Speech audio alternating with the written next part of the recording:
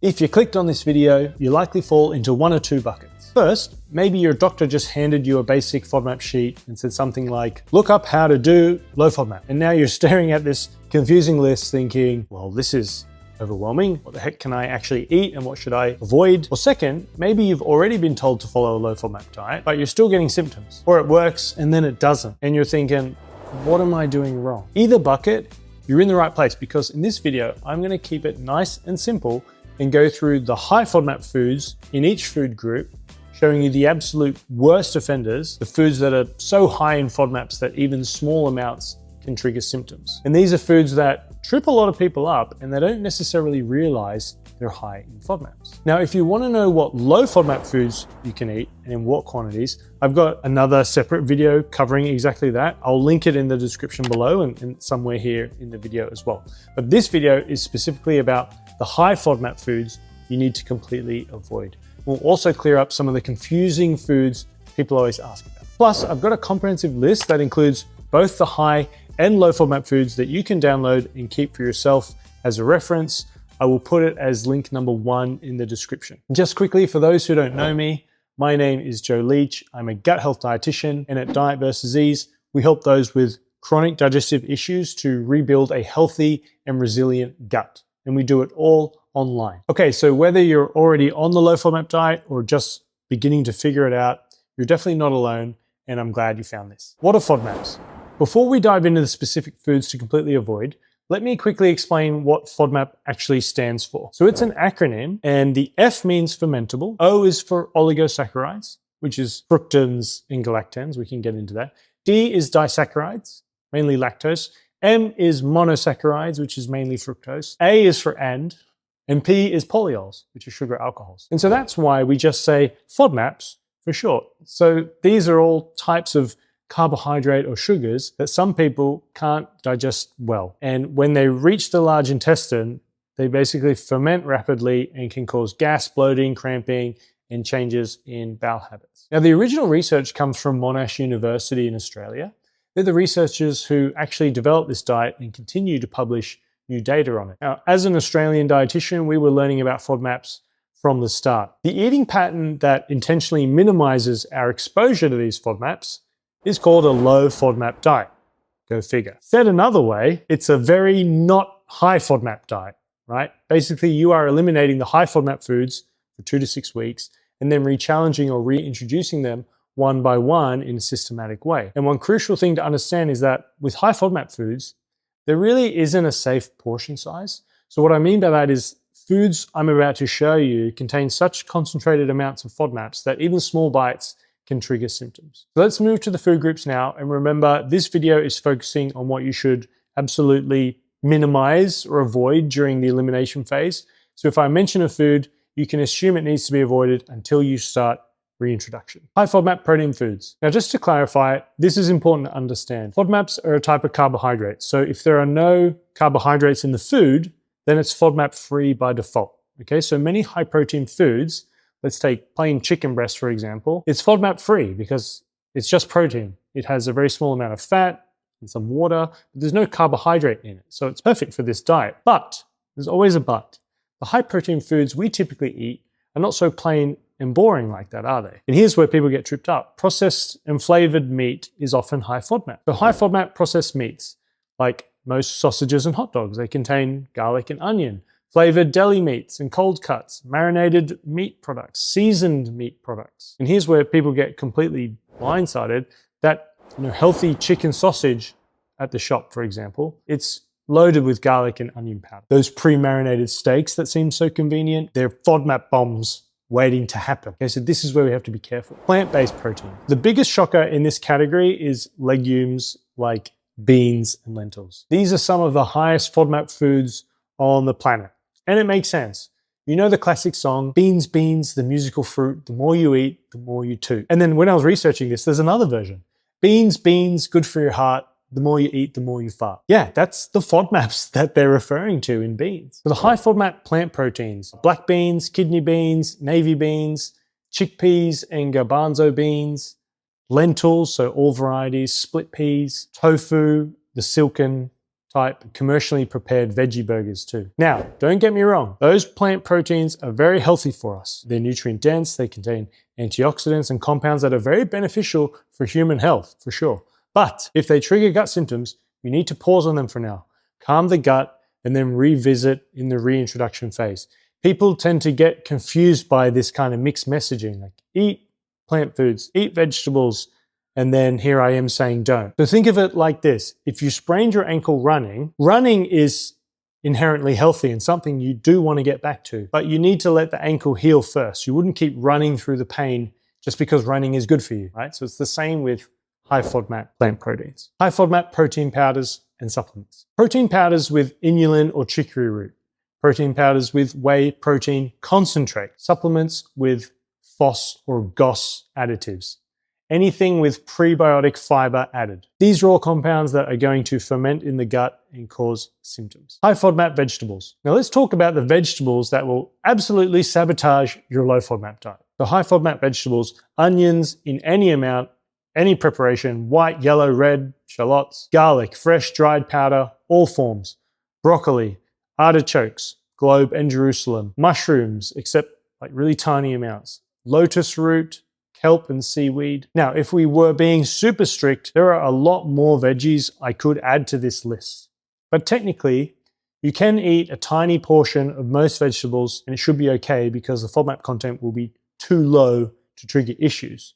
So said another way, it's the dose that makes the poison. The ones I listed just now, they don't really have a safe amount to eat. They don't have a safe dose.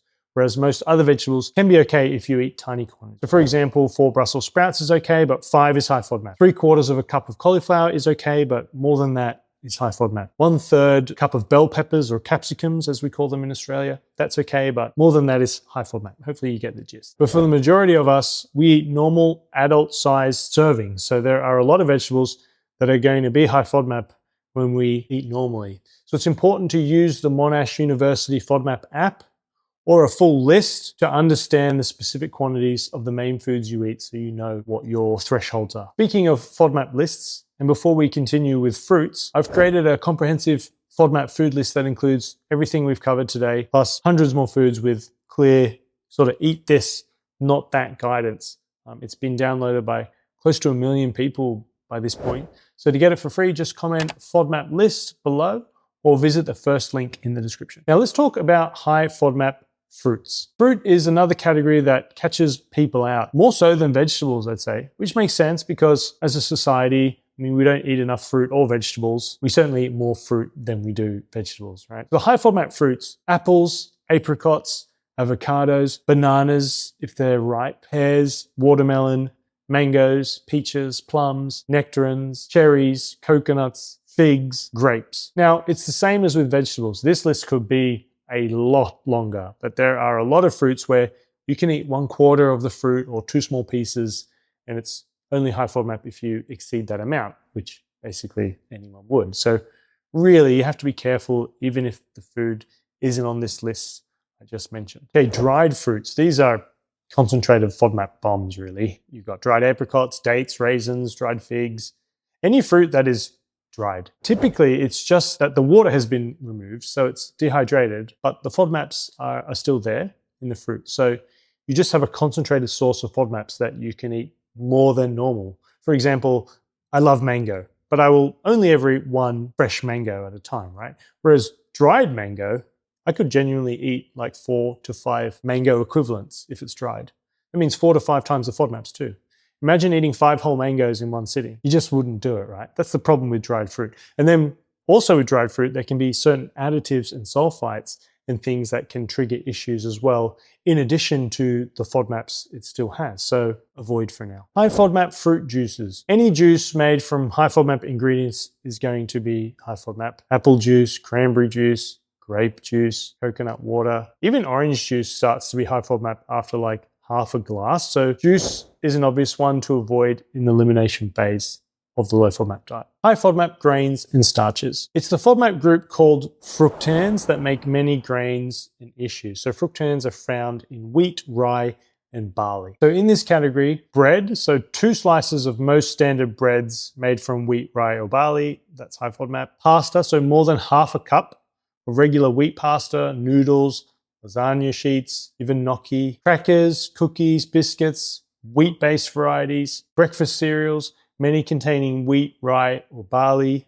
For example, bran flakes, muesli, couscous, it's wheat-based, rye products, rye bread, crisp bread, rye crackers, barley products, so barley bread, pearl barley, barley-based cereals. Grain blends as well, so bulgur and spelt in large serves are high FODMAP. And then the hidden sources to look out for, so snack bars, protein bars, cereals fortified with inulin or chicory root fiber, which I'll touch on more in another section of this video. So as with all the food groups, portion size matters. So for typical wheat bread, one slice is actually still low FODMAP, but 2 or more is high FODMAP. Half a cup of pasta is low FODMAP, but more than that is high. The thing is, how many people do you know that will eat just 1 slice of bread or half a cup of pasta in their full sitting? So that's why I'm including these on this high FODMAP list. Gluten-free varieties of bread, pasta, and cereals are often more low FODMAP than conventional products. For example, 1 full cup of gluten-free pasta is low FODMAP versus half a cup for normal pasta. So it is a good swap, but you need to still check for other added ingredients and be careful of the portion size. Okay? And just for clarity's sake, it's not gluten that is the FODMAP. Okay? Since wheat, rye, and barley contain both gluten and FODMAPs, gluten-free products usually avoid those grains and they end up being lower in FODMAPs by default. So that's why gluten-free products are lower in FODMAPs. They don't contain those high FODMAP grains. High FODMAP dairy and alternatives. Now the main sugar in dairy is lactose. And yes, lactose is a FODMAP. You've probably heard of lactose intolerance, which has been well understood for decades. What the low FODMAP diet clarifies is that not all dairy foods are equally high in lactose, and portion size really matters. The highest lactose dairy products are milk, like regular cow's milk, all the varieties, skim, 2%, whole milk, soft cheeses, so ricotta, cottage cheese, cream cheese, mascarpone, ice cream and milkshakes. They're made with regular milk. Yogurt, standard yogurt, and Greek yogurt in regular portions as well as high FODMAP. Then we've got dairy products that seem innocent but are high FODMAP. So condensed milk and evaporated milk, very concentrated in lactose. Milk powder, often hidden in processed foods. Coffee creamers, many contain milk solids. Whipped cream, lactose rich if you have more than half a cup. Now let's look at the plant-based alternatives that are high FODMAP. So cashew milk. Cashews are one of the highest FODMAP nuts. Coconut milk, high FODMAP in larger servings, over 1/3 of a cup. Soy milk, made from soybeans. Oat milk, high in FODMAP in servings, over half a cup. The other thing with dairy is that many processed foods contain milk solids, whey, or casein. Now, they're all sources of lactose that can add up quickly throughout the day and cause symptoms. High FODMAP sweeteners and additives. So this is the category that catches people out the most because these ingredients hide in so many like sugar-free or healthy products. And the main culprits are sugar alcohols, also known as polyols, that's the P in FODMAP. Then there is excess fructose and added fibers, all of which can be hard for the gut to absorb. We've got sugar alcohols or polyols. These are all high FODMAP. These are the classic, sugar-free sweeteners you'll spot in gums, candies, and protein bars. They pass through the small intestine, mostly unabsorbed. Then they ferment quickly in the colon, and people get symptoms within 1 or 2 hours.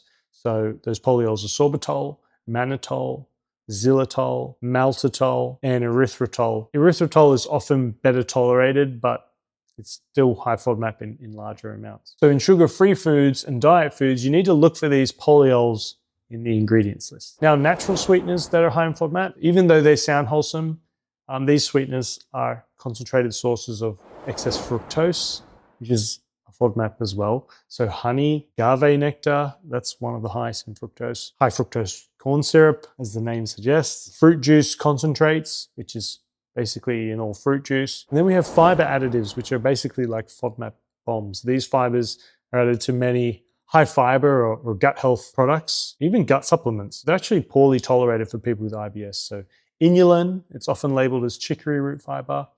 FOS, which is fructooligosaccharides, and GOS, which is galacto-oligosaccharides. Resistant maltodextrin. So FOS and GOS are oligosaccharides, and that is the O in FODMAP. Now, where these hide, it's not just about sweeteners themselves.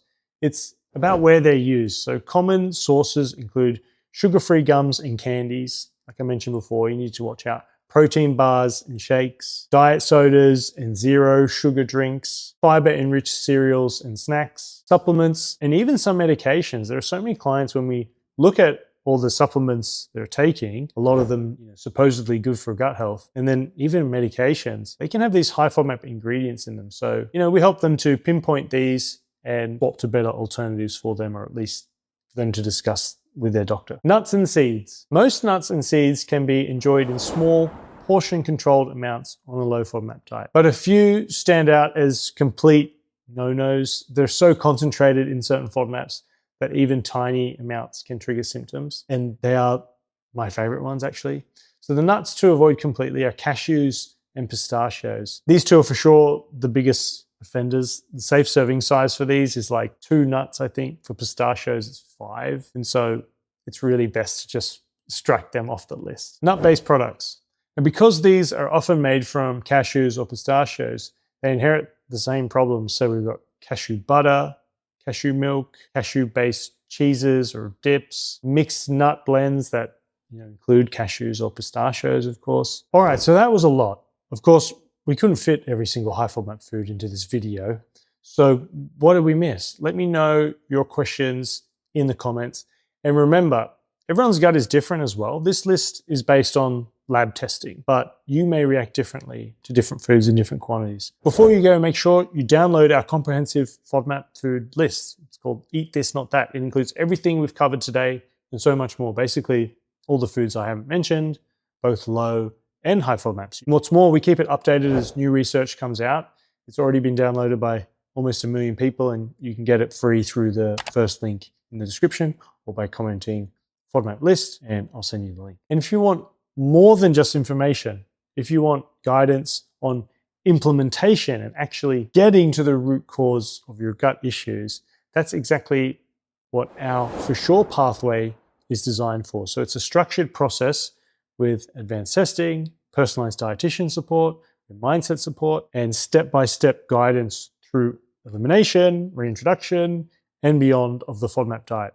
So if that's what you're looking for, just comment Sure Pathway below or click link number 2 in the description to see all the details. And remember, low FODMAP can be a helpful tool, but it should be a bridge to healing, not a permanent way of living.